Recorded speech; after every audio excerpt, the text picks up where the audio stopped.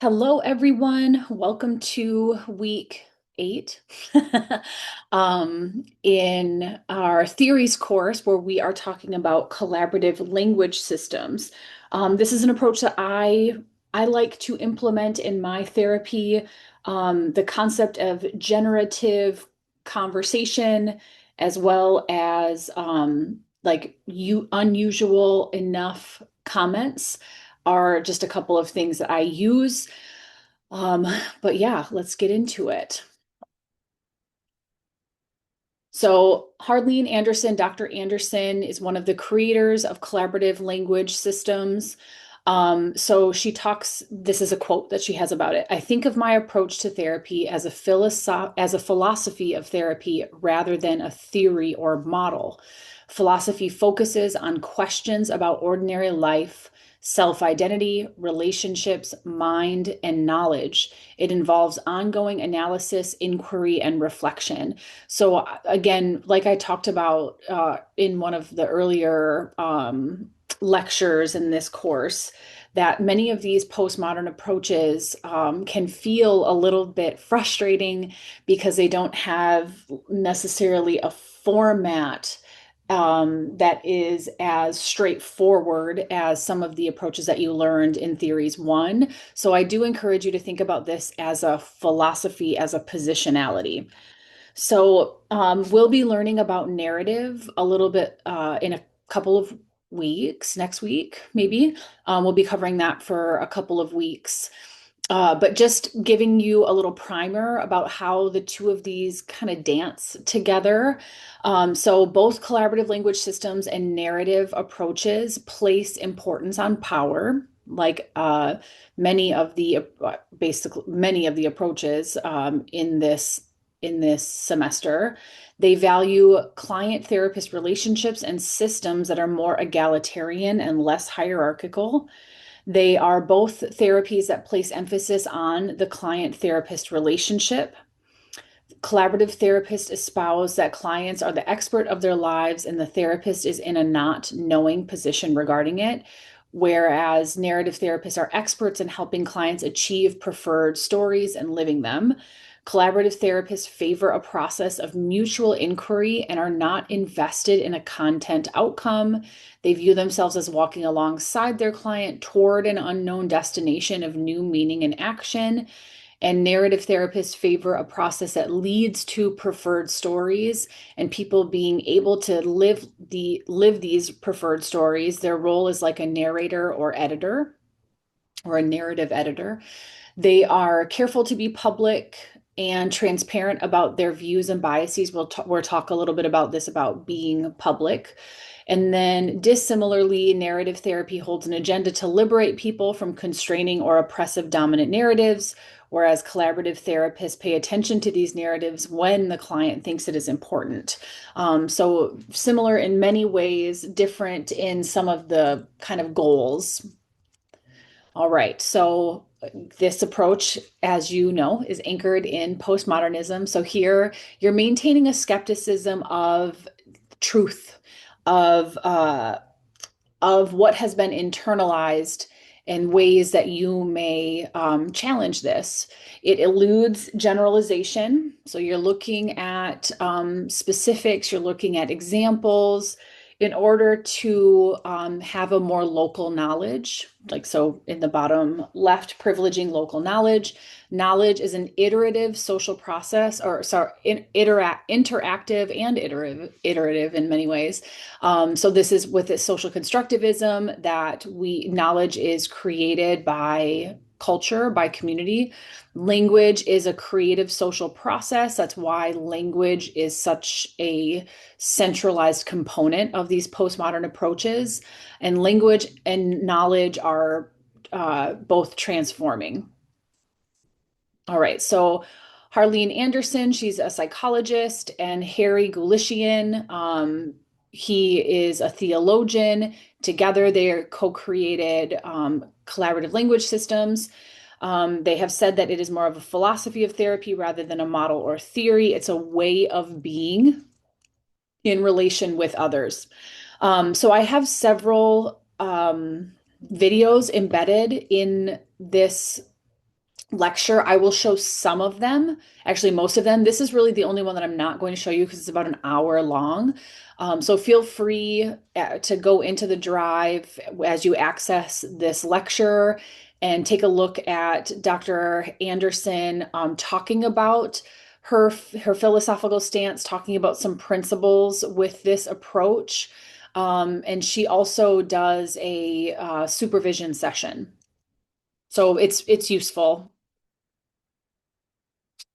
Okay, so some goals of CLS is one is self-agency. Therapists see their role as participating in a process that maximizes the opportunities for agency to emerge in clients. So this is where this very curious, not knowing stance is very important.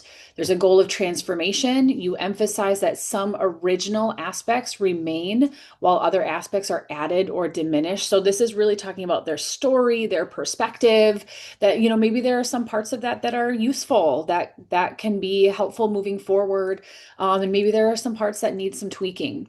So clients' narrative of self-identity, who they tell themselves they are, that's what self-identity is transformed through the dialogical process, talking, opening new opportunities or possibilities for meaning relating to others and future action. So a transformation not only in your sense of self, but also in your relationships, and then collaboratively setting goals.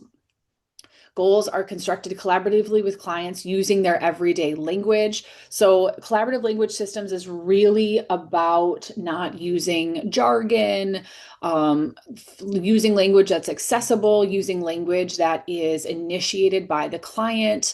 So, similar to the feminist approach, goals are collaboratively constructed. That the client is like a co-pilot in this process. So, key concepts of this approach: not knowing, avoiding pre knowing or assuming. Like I said in my earlier, I think the lecture on postmodernism, we don't not know anything. It's not that kind of not knowing. It's not like I'm going to throw away all my training and I'm just going to pretend like this is my first day on the planet. I just happen to know how to speak. So it's about not coming in with assumptions about what the client should do, how they should proceed. It is also really honoring their perspective, their theories, their approaches, and being really curious about that, and inviting more conversation about it. So you're viewing the client's knowledge as equally valid to your own. You don't know better than the client. And if you think you do, you should check yourself. They both of these approaches, the not knowing and knowing with, they require that the therapist ask what on the surface appears as either obvious or trivial questions. So this might be something like, um, like this, maybe the client says something like, the state of the world is really scary right now. And some of us may feel inclined to just agree, um, so that they look informed, that they are kind of like joining with the client here. You would ask something like, what about the state of the world is scary to you? Even though like it may be what's all over the news or something like that, that you are asking questions for clarity, because many times we don't ask these clarifying questions, and it removes an opportunity from the client to hear a reflection. So this is another thing about these approaches that we're learning this semester, is the power of language, and then the power of putting to words what's been in your brain and hearing them, and then having another person hear them. So please don't underestimate the power of just having space to talk about what's in your head. So when clients begin to explore alongside the counselor, or therapist, the ideas, experiences, and influences that led to the perception of the problem, they often hear themselves saying things they've never told anyone before. So again, that's the power of just hearing your thoughts that have been swirling around in your head. So, a guiding principle of this approach is to facilitate collaborative relationships with generative. So, it means like generative means generating new ideas, again, new perspectives, a new experience of the words, a two-way dialogical conversation, regardless of topic and participant. So, understandings, the thought is that understandings evolve through dialogue by allowing for new thoughts, feelings, and actions. So, this may be something that the person has talked about before, but they haven't talked about it with you. They haven't had you as kind of a co journeyer on this path. In the end, the client may not feel that the problem was solved as much as dissolved. I mean, I'm sure many of you can relate to this of like sometimes it just feels better to get something off your chest, to have a space where you are validated, heard, seen, like maybe nothing tangibly really has changed, but just allowing that to no longer be front and center, like on your heart, in your head. So, your role and expertise during the in session process, the therapist is considered to have the greater expertise, meaning that the therapist is responsible for ensuring that an effective and respectful dialogical conversation is conducted. So, again, we are the experts in the process of therapy. The therapist, is responsible for the quality of the dialogue, relying on the generative quality of conversation to support client transformation rather than the therapist dictating the content, direction, and outcome of the conversation. We'll talk more about how to do this, and you'll hear Dr. Anderson talk about how she does this as well.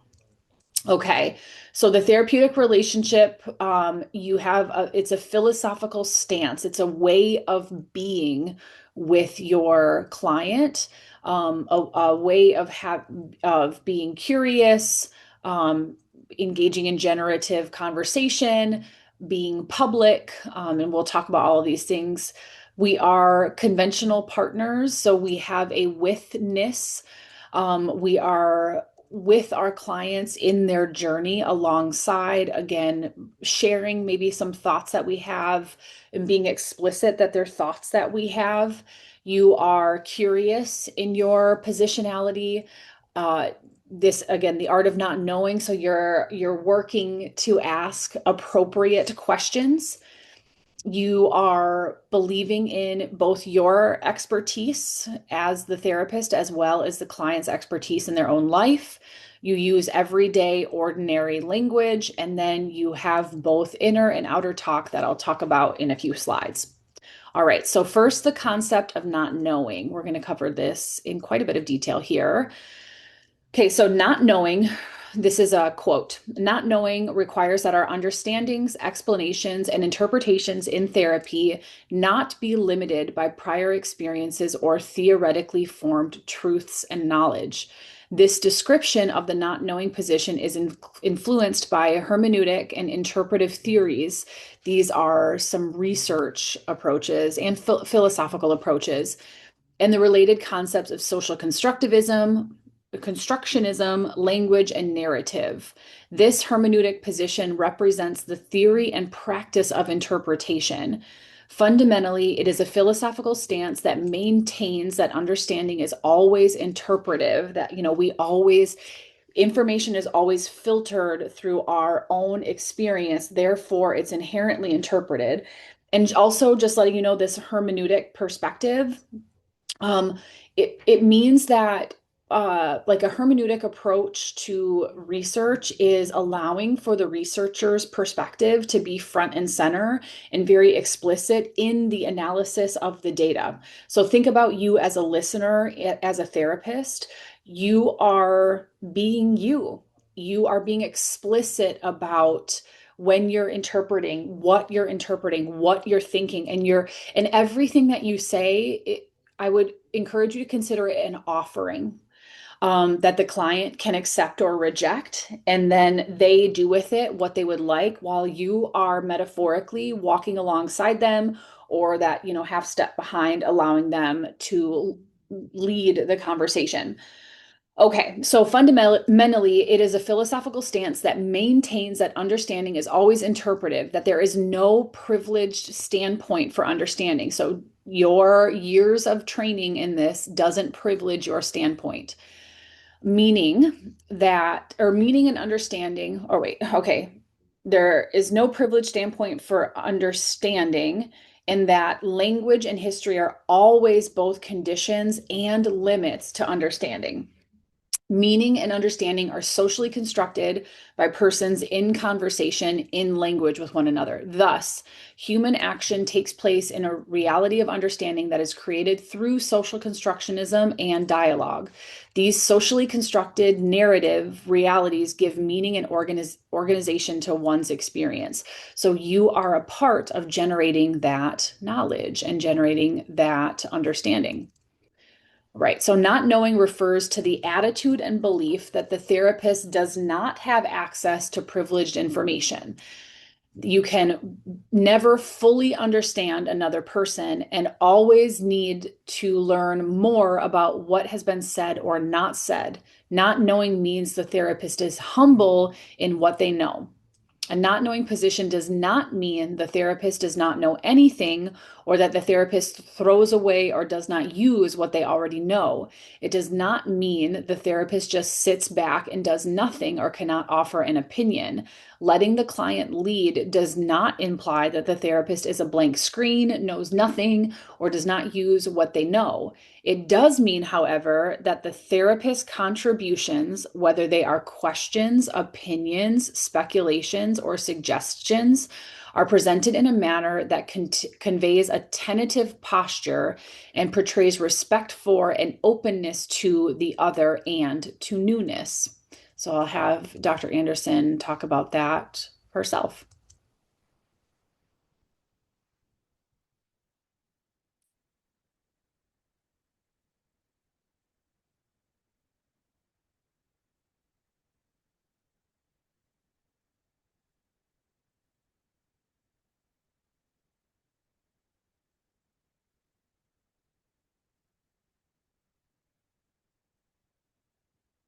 Okay, not knowing has been probably the most controversial thing that Harry and I ever wrote about, or that I continue to write about.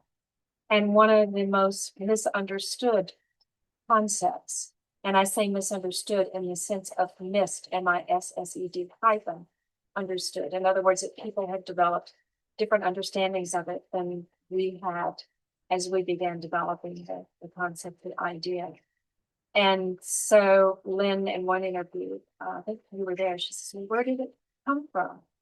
And it really came from students asking us after a family had left or a client had left, "Well, what did you really think?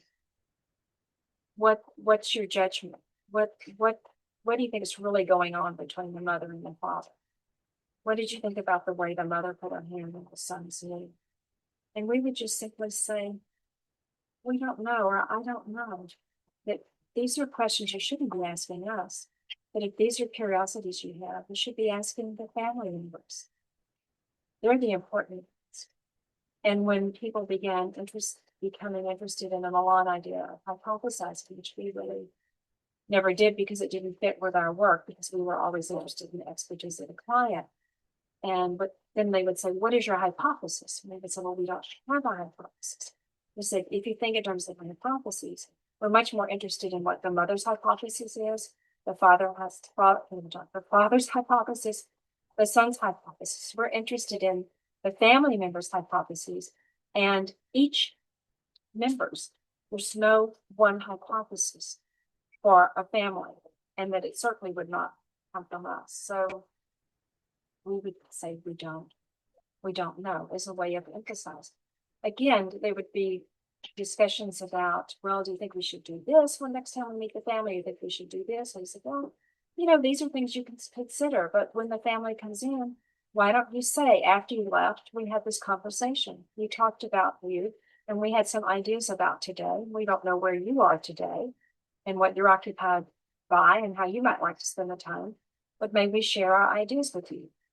And Chris, amazingly, I would say 9 out of 10 times, the learners on our teams had forgotten these very critical hypotheses, these very important questions, these very important pieces of information. And we would always say, you don't have to know, because what happens when you think you know, you prematurely begin assuming and filling in the blanks, and you interrupt the client's story, the client's multiple stories that they will be telling you, and you can inadvertently steer a conversation. Another idea that we got from Bateson: be careful not to steer a conversation. That you can inadvertently steer a conversation in a direction that a client might not have taken it. And that you can also be seduced by one word or one thing a client has said and decide, this is, I think Lynn used to use the word, this is the meat, something like that, the stinky or smelly meat. And you can be so captivated by that your nose is drawn to that, and you miss all these other things. So we begin saying, we don't know what's important for the family or the client to talk about.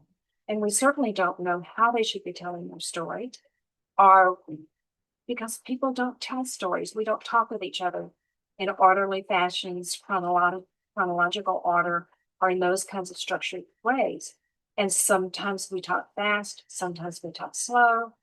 Sometimes one person speaks a lot, sometimes one person speaks a little, and we don't make judgments about that.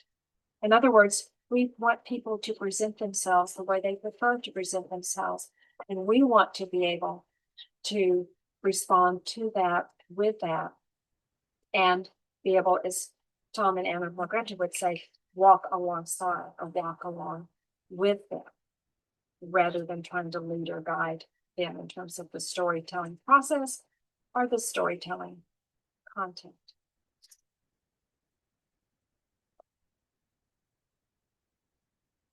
One of the things that often happens is that when a concept sort of emerges, like not knowing, or like hypothesizing, or like reflecting teams, that people begin to take them and turn them into techniques or strategies.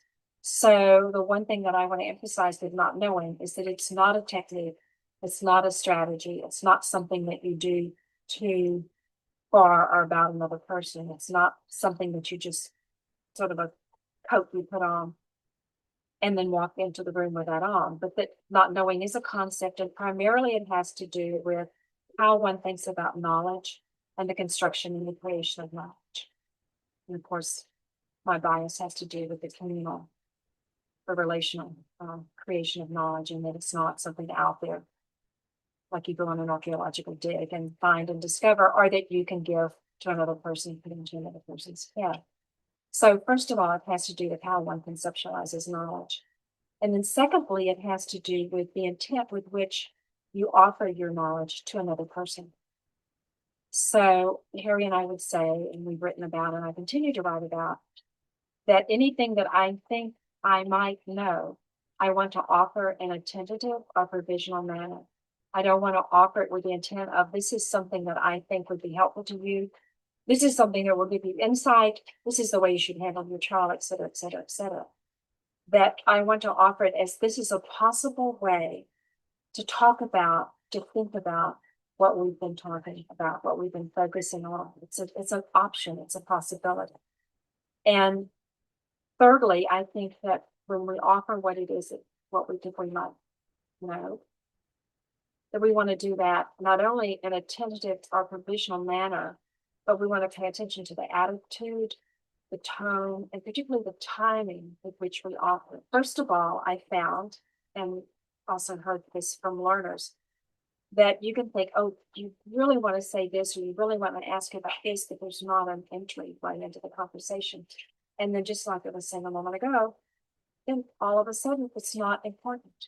The conversation has gone in another direction. That has faded into the background. Something else has come more into the foreground. If it's something that has lingered or stayed with you, then if there's a pause, of course you can offer it. And I think it might be important to offer it for a couple of reasons. Number one, that if you continue to be occupied by a particular question, a particular idea, a particular description or interpretation of another person or what they're doing or saying, then everything you see can tend to sometimes confirm that. In other words, you participate creating the person sitting in front of you. Your questions are often filtered by those ideas. So I find that if you're more open with it and you share it, then it's out there and be questioned. And also, even the process of sharing it, it begins to sometimes transform into something else because you never say exactly what you're thinking. So I get real excited when I'm talking about this, if you can tell, speed up and have lots of things I want to say. But I think the main thing I want to say is that not knowing is a concept. And it's not something that stands alone. It's part of what I call in my writing and my teachings a philosophical stance. It's a philosophy, a way of being with another person in the world, talking with them, responding with them, singing with them, looking with them, sighing with them, etc.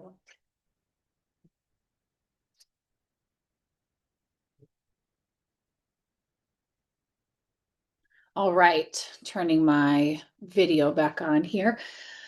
Oops, so I went too far.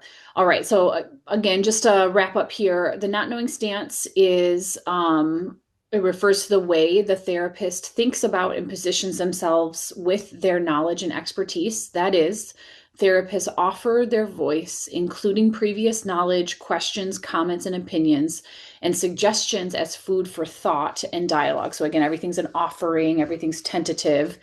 You, as therapists, remain willing and able to have your knowledge, including professional and personal values and biases, questioned, ignored, and changed. So, this is again that transformative piece that therapists also walk away changed. Not knowing can be misunderstood as a therapist knowing nothing, pretending ignorance, or forgetting that what they have learned. Instead, it simply refers to how therapists position themselves with their knowledge, including the timing and the intent with which knowledge is introduced.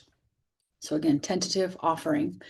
The client is the expert is another stance in this, although sometimes misunderstood to mean the therapist has no opinion and no role in the process whatsoever.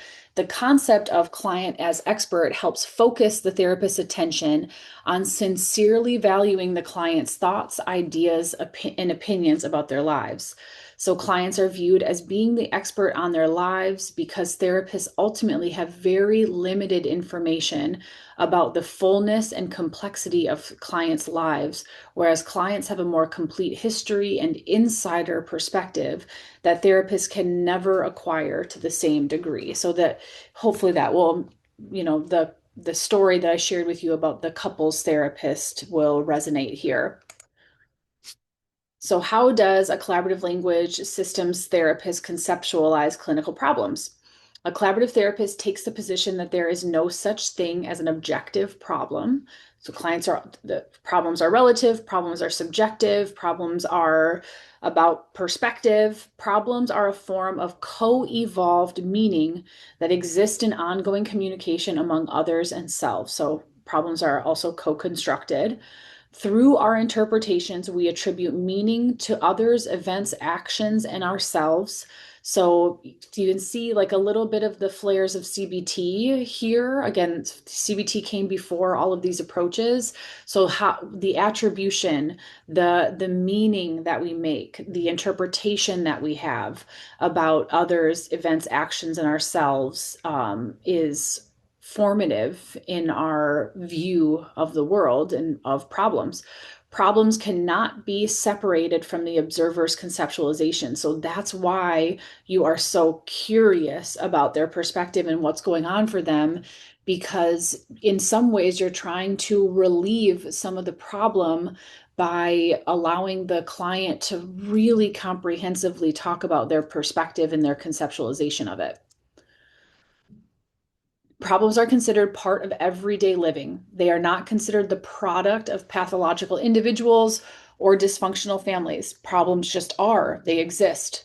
What is problematic to one person or family may not be problematic to another. Each problem is conceived as a unique set of events or experiences that has meaning only in the context of the social exchange in which it happened.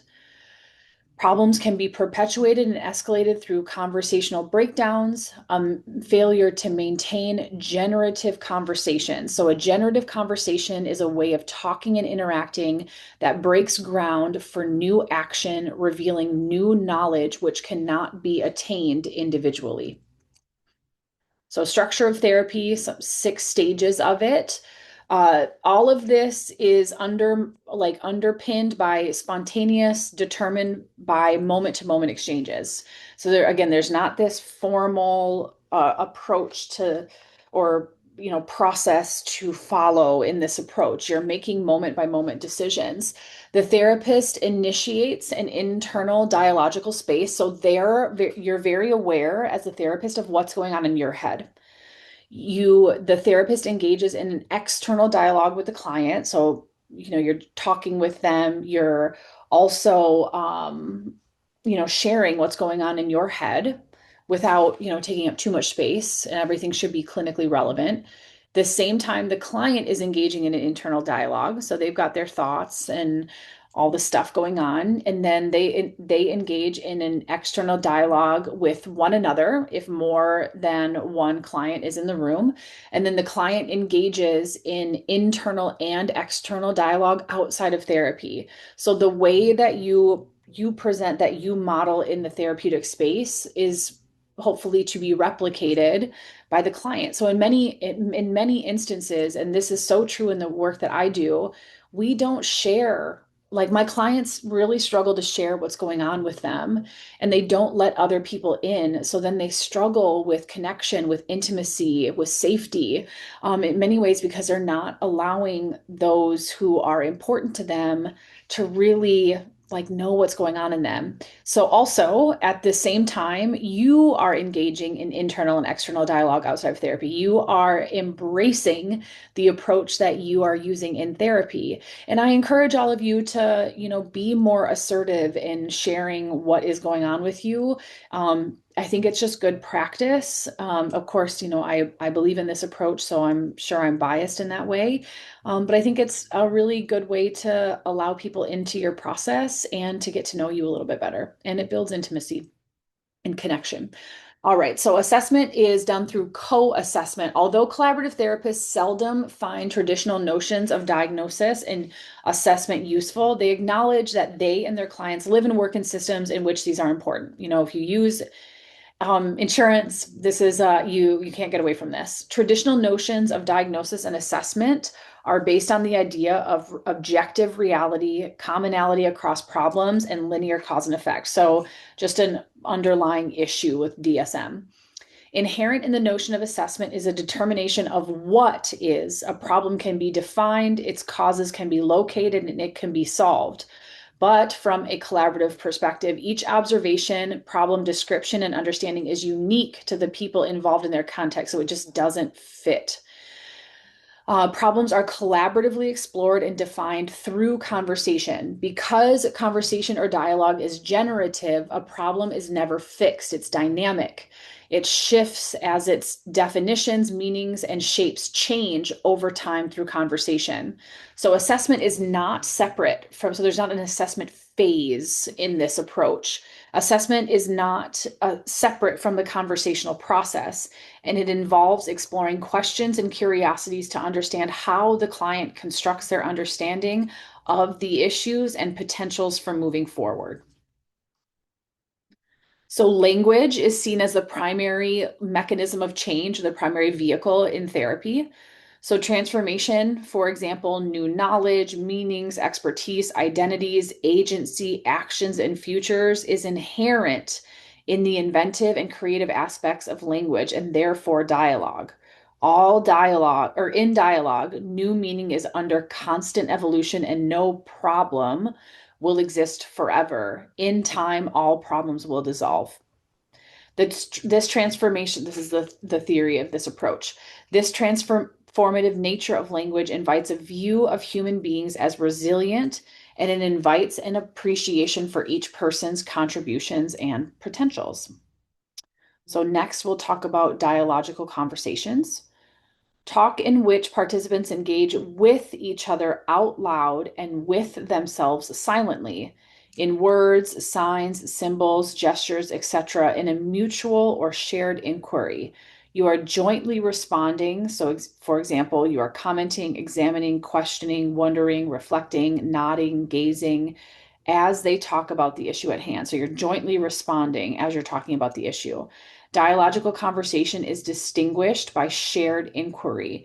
So you are asking questions, you're being curious. Shared inquiry is the mutual process in which participants are in a fluid mode and is characterized by people talking with each other as they seek to understand and generate meanings.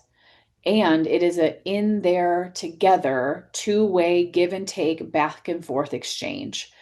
So this is where those offerings, like you are bringing yourself into this process because you are an important part of it. And what is going on with you is a part of the therapeutic process. Dialogical conversation begins with the therapist as a learner whose interest and curiosity about the client naturally invites the client into shared inquiry. So your curiosity is meant to invite curiosity from the client. This shift and the interpretive process of shared inquiry is the transformational process in collaborative language systems. So let's hear from Dr. Anderson.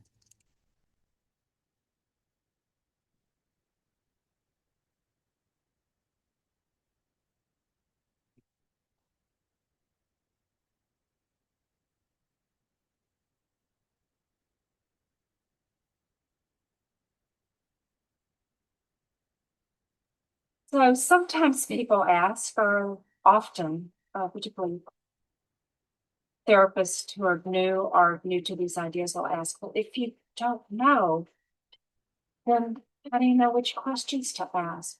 Because most people are trained, and I certainly was early on trained from a psychodynamic perspective, that you come into the therapy room with your toolbox full of questions, either specific questions or type of questions. And certainly in the family therapy field, it's been very popular to have typologies of questions. And so we said, well, if we don't know, how in the world could we know what to ask another person before they start speaking and before they say something that we can be curious about?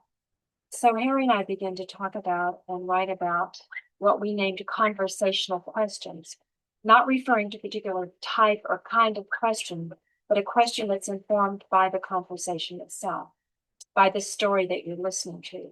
That if you really are trying to pay attention to the story a person's telling, you're really interested in learning about it, you listen to it differently and you ask different kinds of questions than you would if you think you know already the story to be told.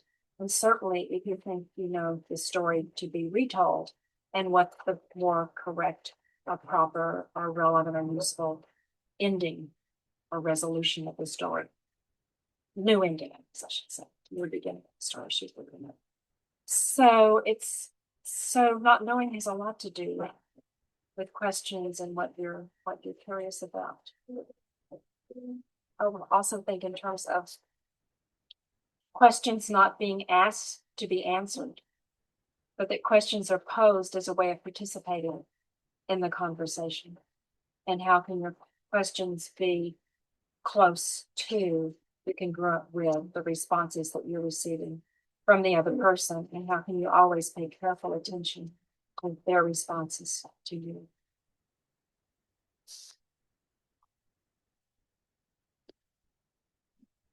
All right. Let's go on to understanding from within the dialogue. So, conversational questions are questions that come naturally from within the dialogue rather than from professional theory. So you wouldn't be asking a theoretically specific question. You'd be asking a question based on what's already existing in the conversation. These questions follow logically from what the client is saying and are generated from your own curiosity and desire to understand more about what is being discussed right now. You ask these questions using the client's words and expressions, And these questions help both you and the client better understand the client's situation.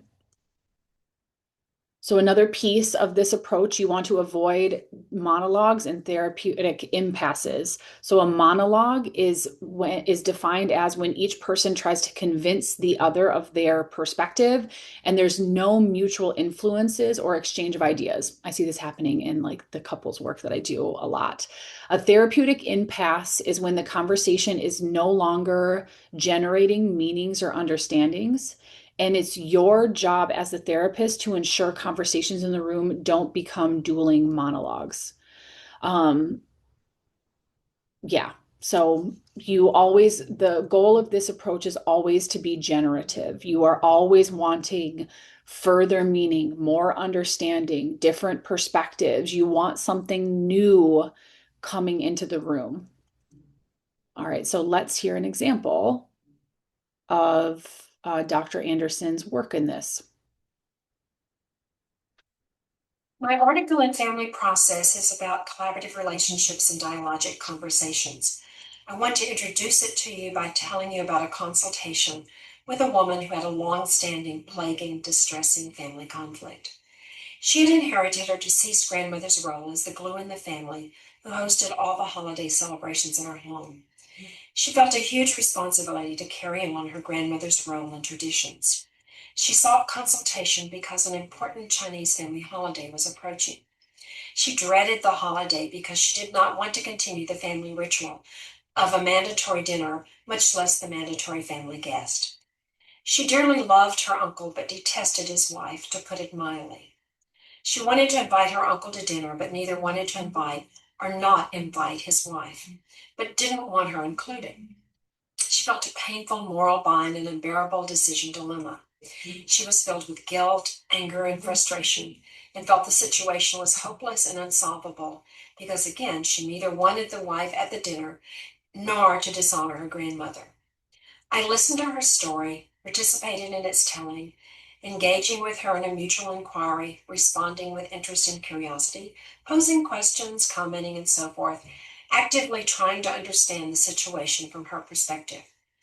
Running through her story fragments about the family situation was her adamacy that she would not waver in her conviction that she would not, under any circumstances, do anything that might be or appear to be a conciliatory gesture toward her uncle's wife. Our conversation touched the edge of several options that she indicated in one way or another would not work. She asked me, "So what should I do?" I said, "Well, let me think out loud for a moment to see if I could come up with 2 or 3 possible ways that she might handle the situation that we could discuss, and perhaps some useful ideas would emerge from our talking about them." So I tentatively offered ideas that formed as I spoke. As we explored them, I paid careful attention to her responses and kept in mind that she wanted to continue her good relationship with her uncle and was not seeking an amiable relationship with his wife. She gave reasons why none, nor any variation, would work. All sounded like offering an olive branch to the uncle's wife and mending a relationship that she didn't want to mend. Neither was my intention. My ideas were offered for food, for thought, and dialogue, simply as ways to continue talking about her situation and exploring possible options. I did not think in any way that she was a difficult nor a negative person, but rather she knew her life and circumstances better than I could. She left our session without answers, but satisfied with our seemingly simple conversation, generously thanking me, saying it was very good to talk about her problem and that she felt she would be able to find a solution, but had no idea how or what it might be.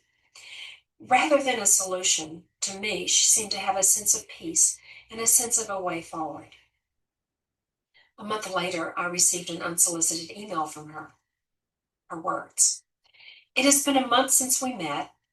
I've had dinner gathering with my uncle. I finally did not suggest to him whether to bring his wife to the dinner or not. I cannot explain why, but it seems that I suddenly realized this. It should be my uncle who decides whether to bring his wife with him, not me. He came alone to the dinner without anyone asking him to do so. I think I will not worry about this issue anymore, not because I trust my uncle will do the right thing, but I have changed from within. Now I feel like I can just let it be. I believe even if my aunt joins our gathering, I will still be able to handle the situation without problem. I really cannot figure out why my attitude changed, but I welcome this change. I think the interview you did with me was a turning point. Thank you very much. It was definitely enhanced this change. Several months later, I received another brief email from her. The Mid-Autumn Festival is approaching, and this is the second most important gathering for the Chinese. I will meet my uncle for a dinner without hesitation this time. Thanks again for the interview. The article you will read portrays the art and soul of collaborative therapy. In it, I describe the therapist's philosophical stance, which invites and encourages therapy as a spontaneous, non-formulaic, mutual occasion for client and therapist to join in a relational dialogical inquiry. Something new begins to emerge throughout the encounter, while at the same time informing it and continuing afterwards for each member. The inquiry is the space and process that becomes an adaptable and sustainable platform for transformative possibilities. Each conversation is a springboard for future ones and for clients to develop their own new meanings, understandings, actions, and ways forward that are unique and relevant to them and their lives. The woman's feedback in the story depicts one example of the emergent and unforeseen possibilities that can flow from a sustainable, generative relational space and dialogic process. All right, let's keep moving here. So talking about positionalities, as we've talked about, this approach is a philosophical stance. So there's social constructionist viewing. The stance characterizes a way of thinking about, experiencing, being in relation with, and talking with, acting with, and responding with the people therapists meet in therapy. The therapist's focus is always on how clients construct meaning about the events in their lives. We are also conversational partners. A collaborative therapist and client become conversational partners as they engage in dialogical conversations and collaborative relationships. Dialogical conversation and collaborative relationship refer to the shared inquiry process in which people talk with each other rather than to each other. Inviting this kind of partnership requires that the client's story take center stage. It requires that the therapist constantly learn. You are listening and trying to understand the client from the client's perspective. So, a little bit more on positionalities is the concept of being public. So, from a collaborative stance, therapists are open to make their invisible thoughts visible. For instance, if a therapist has an idea or opinion, it is shared with the client, again, offered as food for thought and dialogue. Important are the manner, attitude, and timing in which therapists offer opinions, not whether they can or cannot share them. So it's always a possibility. You are being thoughtful in how and when you do this. Keeping therapists' thoughts public minimizes the risk of therapist and therapist client monologue, being occupied by one idea about a person or situation. Like Dr. Anderson was talking about, if it's something that's going to preoccupy you, say it, bring it out. If you have a theory about what's going on, if you have a thought, share it as an offering and then be able and willing to let it go if it doesn't resonate. Monologue can subsequently lead to a therapist participating in, creating, or maintaining external descriptions of clients, such as resistant or in denial. So it's important to be aware of the thoughts that are going on and to share them when it is relevant. So you're not writing the client's story for them. You're an outsider imposing your position on the client in that way. When this happens, whether being the therapist or the client or between any two people in the room, your job is to gently shift the conversation back to a dialogical exchange of ideas.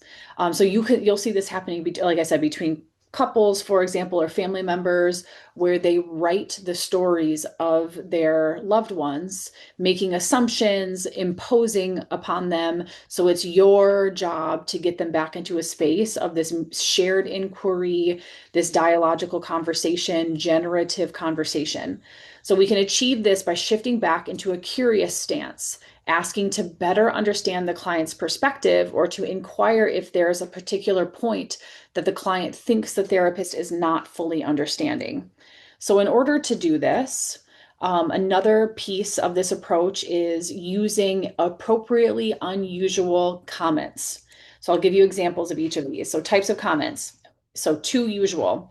So, these comments are so familiar or predictable that they don't add anything new. They often feel cliche, rehearsed, or surface level. So let's say the client says something like, I just feel stuck in this relationship. A too usual comment would be, relationships can be hard sometimes. And why it's too usual is that it echoes the obvious without creating movement or curiosity. Okay, then there's too unusual of comments. So these comments are so far outside the client's frame of reference that they risk confusion, alienation, or rupture. So let's say the client says something like, I feel like I can't get my partner to hear me. And then a too unusual comment would be, have you considered that this might be because you're channeling interdimensional ancestral energies? So it's too unusual because it introduces something irrelevant or disconnected from the client's lived reality, making it hard to engage with. An appropriately unusual comment, they are fresh enough to spark reflection while still resonating with the client's language, culture, and experience. They invite curiosity and possibility without overwhelming. So let's say the client says something like, I feel stuck in this relationship. A appropriately unusual comment is, when you say stuck, it makes me wonder, what would a little less stuck look like for you, even just for an afternoon? So it works because it reframes stuck into a spectrum, offering a new perspective that is surprising yet accessible. So it makes a difference because it enables therapists to offer clients reflections that make a difference, and it varies greatly with each client and therapeutic alliance, like what is a too usual, too unusual, or appropriately usual comment. And you are listening for the pause. So an appropriately unusual comment generally is responded to with a bit of a pause because you've sparked some thinking. So that's something that will give you some feedback about its appropriately unusualness. So you also are asking mutually puzzling questions and processes. You're inviting clients to be curious. You want to shift in clients. There's a shift in clients that is visible. Their body posture softens, their head may tilt to the side, they move more slowly or more quickly. This is, again, another indicator of those appropriately unusual comments or being in this mutually puzzling place. It's a two-way process of meaning making. So it occurs only when the therapists are successful in creating a two-way dialogical conversation. And it's a new distinction that is highlighted, and the client is invited to kick it around and see what, if any, new ideas emerge. So that's what is happening during these processes. Accessing multiple voices in writing. So clients may be asked to write the following: letters to themselves from aspects of themselves and or from newly formed, emerging, future, or past selves. Letters to themselves from significant others from the past, future, or present. Letters to and from significant others, dead or alive, speaking from a voice of perspective that was formerly kept private. Letters or journal entries to speak from parts of the self that are typically not expressed or emerging in therapy. So just, an option for you of tools to use in the room. So a sample treatment plan here: in the early phase, you're creating a collaborative relationship with the client by creating and maintaining a dialogical conversation. In the middle phase, this is based on what goals are set in the early phase, and the therapist and client will identify goals for the middle phase because treatment is open always to modification. Then in the later phases, you're addressing any new issues that have emerged that clients want to address. You also will want to invite anyone else who may need to be a part of the conversation. So a note here, CLS believes in a dialogical space, which means that they don't believe in the use of predetermined techniques or interventions. And the focus is on maintaining dialogical conversations that allow for the generation of new meanings and possibilities. So, as always, these approaches are not without their critiques. So, is this theory practical in a clinical setting? It's just a question. When a therapist has been trained to join with clients, they often adapt and empathize with clients, usually agreeing and validating their clients' experiences. With CLS, you're almost unlearning that process, where areas where you would be quick to agree, you might want to ask questions about. Therapist created limits are usually associated with slipping out of collaborative mode. This is very easy to do in session as our society is focused on solutions, fixing, and first order change. Then another question to consider, what about different population? What if the client is displaying psychotic features? What would you do? How would you apply CLS? All right. So with language, this theory can be hard in a lot of settings. So some more just like critiques or just, places to contemplate. This theory is hard in a lot of settings. We are assuming that our client will engage in dialogical conversation when they might not be in a place to do so. So maybe there's not that trust there. The language ability is not there. There's also power in what our clients do not say, the silence and the I don't knows. Being given permission not to share. So if all of your knowledge is generated through conversation, what if you're not generating conversation? So language is powerful. Language can come with privilege. It can be alienating, isolating, ostracizing. It could also be healing and comforting. So just recognizing the power of language. So one thing that is said is in time, all problems will dissolve. This transformative nature of language invites a view of human beings as resilient, and it invites an appreciation of each person's contributions and potentials. So all problems will dissolve. Is that true? Is that maybe a privileged position? And then resiliency, what does it mean to be resilient? So in some ways, just questioning some of the assumptions of this theory. Then lastly, lack of empirical evidence. This is going to be a pretty common theme in our approaches this semester.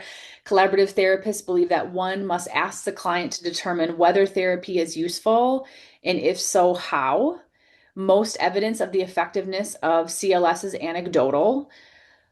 Clients and therapist stories about their experiences of therapy and the usefulness of the approaches for them. That's not considered empirical evidence. Qualitative research includes studies of the effectiveness of collaborative therapy, and analysis of whether therapist behaviors and attitudes were consistent in their therapy philosophy and the application of the ideas in supervision and education. I mean, as you can see, the research that has been done is pretty old.